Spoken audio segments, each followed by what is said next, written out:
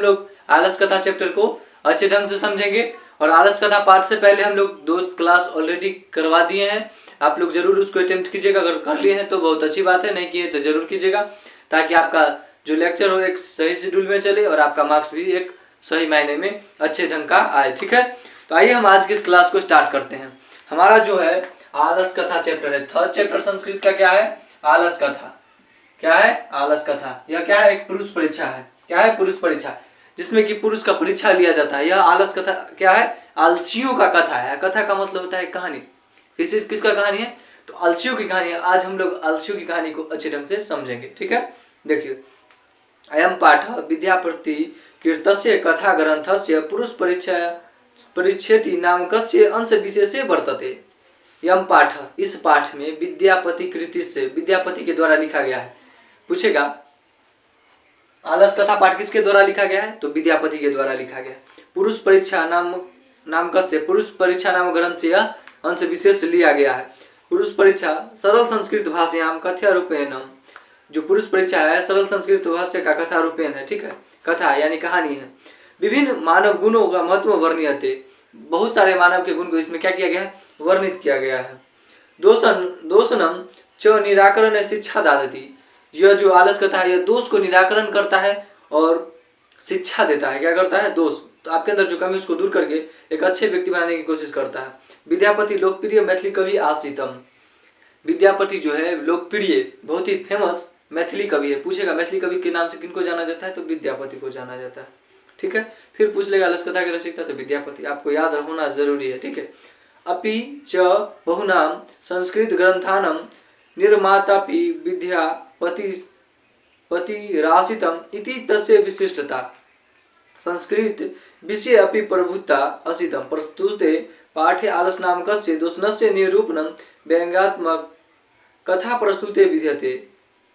देखिए, इस पाठ में क्या किया गया, आलस को एक बहुत बड़ा दोष के रूप में बताया गया है। इसको निरूपण के लिए यह व्यंग्यात्मक शैली में क्या किया गया, यहाँ पर प्रस्तुत किया गया। नीतिकार आलस को रूपयंत मानते, नीतिकार आलस को शत्रु मानते हैं। पूछेगा नीतिकार आलस को क्या मानते हैं, तो शत्रु मानते हैं। ठीक है, आशितम मिथिलाम वीरेश्वर नाम मंत्री, देखिए मिथिला का मंत्री वीरेश्वर था। कौन था, मंत्री वीरेश्वर। मिथिला नामक गांव का मंत्री कौन हुआ करता था, तो वीरेश्वर हुआ करता था।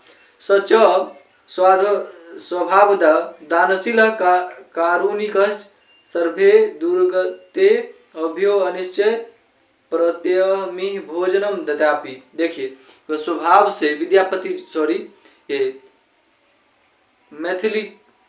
मिथिला का मंत्री वीरेश्वर स्वभाव से दानशील था। कैसा था, मिथिला का मंत्री कौन था, वीरेश्वर। कैसा था, स्वभाव से दानशील था। और जो कारुणिक होता, जो अपने लिए कुछ नहीं करता है, वैसे व्यक्ति के लिए वो डेली भोजन करवाया करते थे। तन्मध्य लभ्य पवन वस्त्र दद्यापि, उसको क्या किया करते थे, वस्त्र भी दिलवाया करते थे।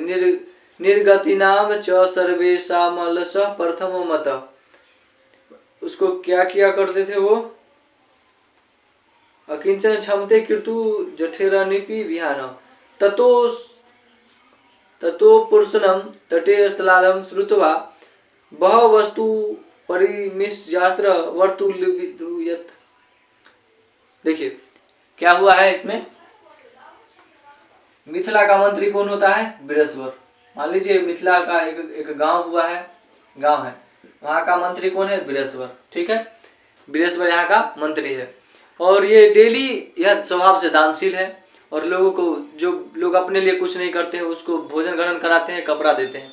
ठीक है, लेकिन जब वैसा सुख देख लेता है कुछ गांव के अच्छे व्यक्ति, क्या देख लेता है, अच्छे व्यक्ति सब जब देखता है कि आलसियों को ऐसा अगर हमको ऐसा इसको सुख दिया जाता है, तो गांव के अच्छे व्यक्ति भी जाकर के आलसशाला में क्या होता है, भोजन ग्रहण करते हैं और कपड़ा लेते हैं, कपड़ा ले लिया करते थे।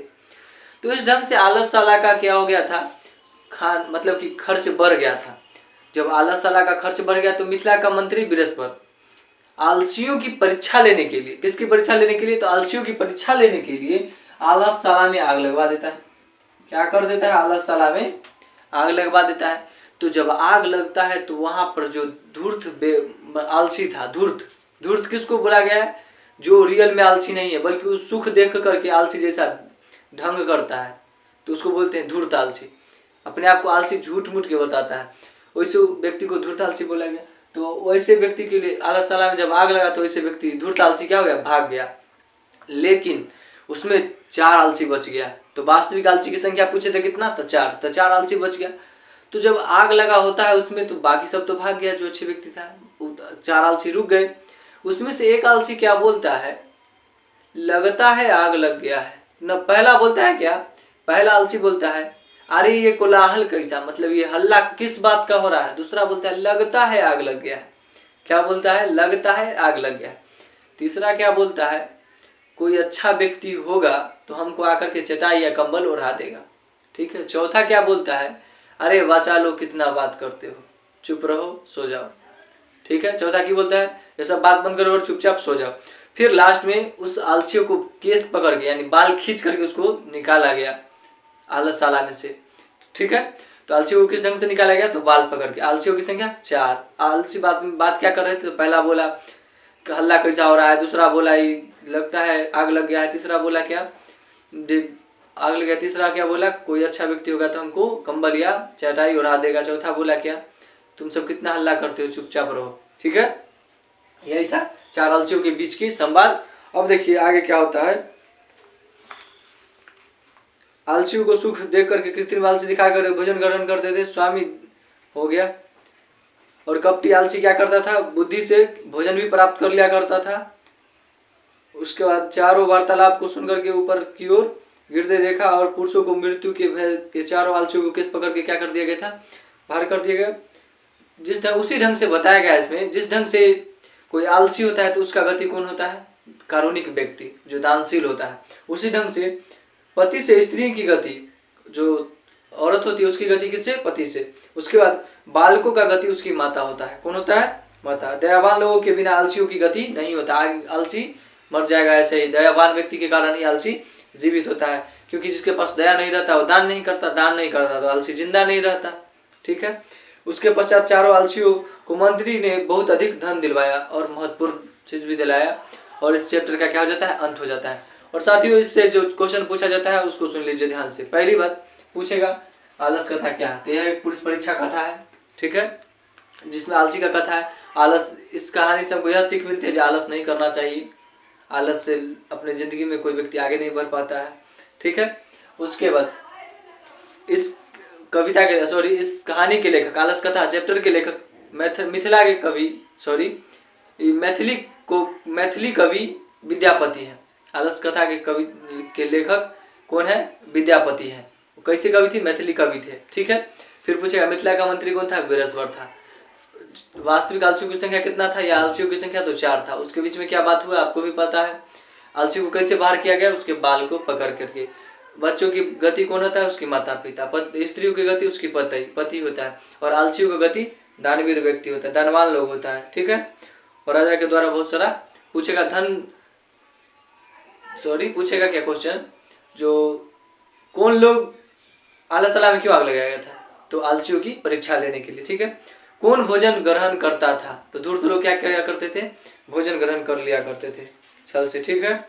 और इस चैप्टर से और कोई ज़्यादा खास क्वेश्चन नहीं आने वाला है, बस इतना ही आने वाला है। और इसका जो ऑब्जेक्टिव का सेशन आएगा उसमें बहुत जल्दी सारा ऑब्जेक्टिव अच्छे ढंग से क्लियर करवा दिया जाएगा। ठीक है। मिलते हैं नेक्स्ट वीडियो में। फर्स्ट बार आया तो चैनल को सब्सक्राइब